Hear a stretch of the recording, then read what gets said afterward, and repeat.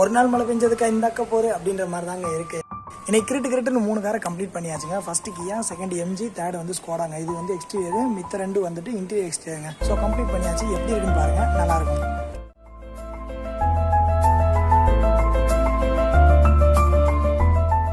So 4th காரை கரெக்டாக வந்துருக்கோம். வாஷ் பண்ணி முடிஞ்சுங்க. எப்படி இருக்குன்னு பாருங்க, நல்லா இருக்கும்.